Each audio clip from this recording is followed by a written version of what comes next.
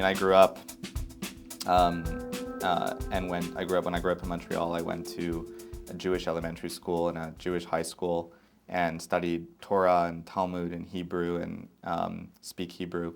Had a bar mitzvah, went through a full sort of Jewish upbringing. And so to say that that's, completely absent from my worldview would be inaccurate. I have, more recently separated, I think, sort of the tribal qualities of religion from the more spiritual qualities of religion. And whereas the tribal qualities of religion, the sort of practices and languages and foods and things like that, are great forces to bind people together. I think my greatest concern with the spiritual side of religion is the practice of religion without coming at it on your own. I think that I've been spending quite a bit of time recently with religious leaders, and many religious leaders who have been taking up theoretical physics, in fact, and reading sort of the great works, the 20th century and 21st century. And it is forcing them to think differently about their faith. And think differently is all I'm looking for. Not change, not radically transform, but think differently.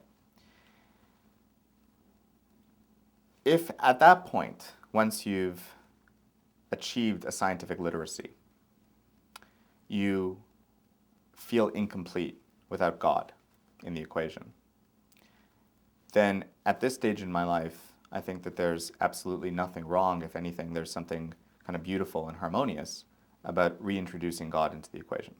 If you need, as sort of Dan Dennett says, sort of a sky hook, if you need something to anchor it all to, that seems perfectly reasonable to me.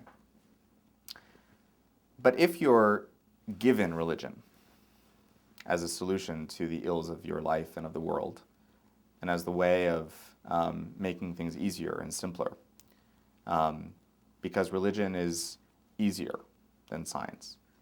It's a lot easier to blindly believe than to rigorously test. Then I have a problem with that, and I have a problem with the people who preach that. I think that there is absolutely a place for the coming together of science and religion, both individually and as a society. And in fact, I think the most important thing science should be doing right now when it comes to this question is not, as many great public intellectuals in science have recently done, attack religion, but instead do what science should do in the case of seeing billions of people doing something, is to study it and to really understand why we believe. What motivates that, and really what's at the root cause of that.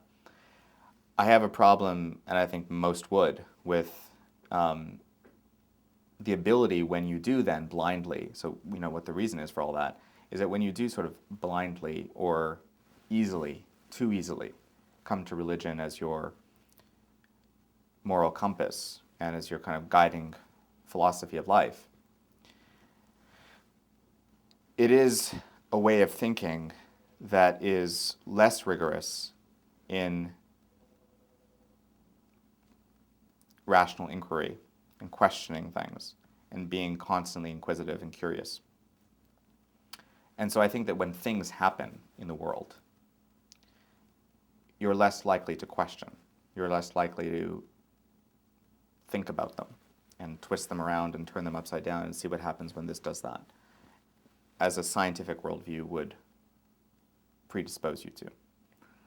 And I think that as a consequence of that, or as a potential consequence of that, it is easier to mobilize those who look at religion as their kind of predominant worldview philosophy towards extremism than those who are more naturally predisposed to question things.